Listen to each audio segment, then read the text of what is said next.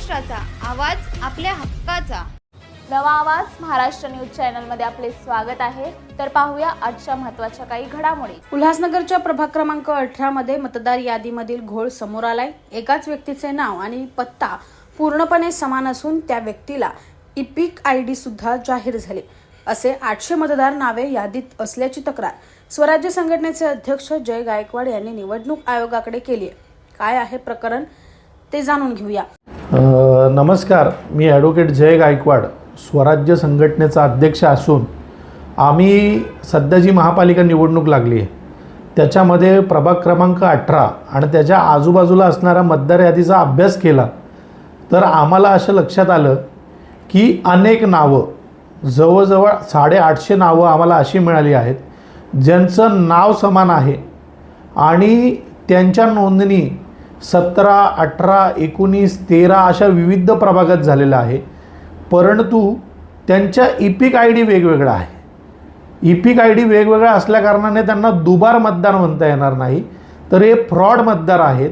आणि आमची संघटनेच्या वतीने आज आम्ही महापालिकेला तसं पत्र दिलेलं आहे आणि संपूर्ण त्या 800, 850 लोकांची यादी महानगरपालिकेला आम्ही दिलेली आहे.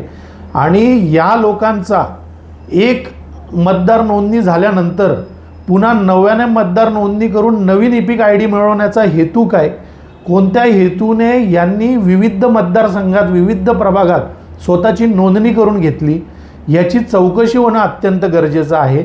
आणि जोपर्यंत यांची चौकशी होत नाही, स्पष्टीकरण मिळत नाही, तोपर्यंत ही 850 मतदार यांच्यावर स्टे देण्यात यावं, यांना मतदानाचा अधिकार देण्यात येऊ नये अशी आमची मागणी आहे.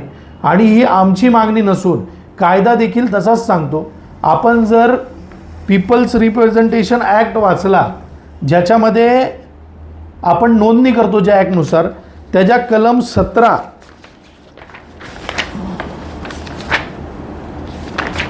18 स्पष्ट उल्लेख आहे की एका माणसाने एकदाच नोंदणी करायची आहे आणि एकाच प्रभागात नोंदणी करायची आहे. एकापेक्षा जास्त प्रभागात त्यांनी नोंदणी करू नये. आणि जर असं केलं असेल तर ज्या माणसाने अशी नोंदणी केली आहे अशा व्यक्तीविरोधात आणि ज्या अधिकाऱ्यांनी त्यांना संगनमत करून ही नोंदणी करण्यासाठी मदत केलेली आहे अशा अधिकाऱ्यांविरोधात सेक्शन 31 आणि 32 खाली गुन्हा नोंद करण्यात यावा. तर आम्ही तशी देखील मागणी आज निवेदनातून माननीय आयुक्त मॅडम यांच्याकडे केलेले आहे. आमचे काही प्रश्न आम्ही दिलेले आहेत आणि असे जे मतदार आहे यांना तात्पुरतं सस्पेंड करण्यात यावं, प्रोव्हिजनल डिलिशन करण्यात यावं.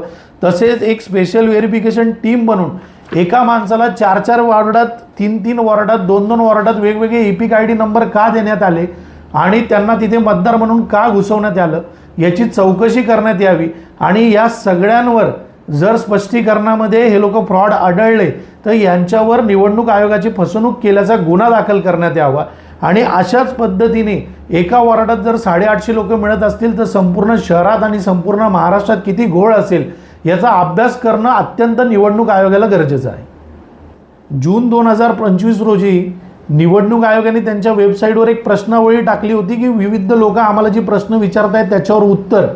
त्या प्रश्नावळीमध्ये निवडणूक आयोगाने देखील उत्तर दिलेलं आहे की एका व्यक्तीची नोंदणी एकापेक्षा जास्त प्रभागात असू शकत नाही आणि तसे असल्यास संबंधितांवर सेक्शन 31 खाली कारवाई करण्यात यावी.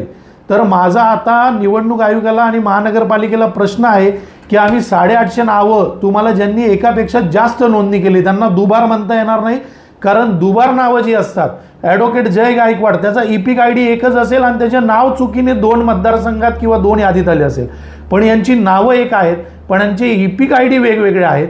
त्यांनी वेगवेगळी नोंदणी का केली, कशासाठी केली याचा अभ्यास करून यांचं स्पष्टीकरण घेऊन यांच्यावर तुम्ही कारवाई करा. आणि जे संबंधित अधिकारी याच्यात मिळालेले आहेत, ज्यांनी यांची नावं विविध प्रभागात नोंदून घेतली, त्यांची देखील चौकशी करून गुन्हा नोंद करावा अशी आमची मागणी आहे.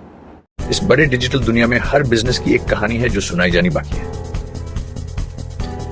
THRM में हम आपके डिजिटल सपनों को हकीकत में बदलते हैं.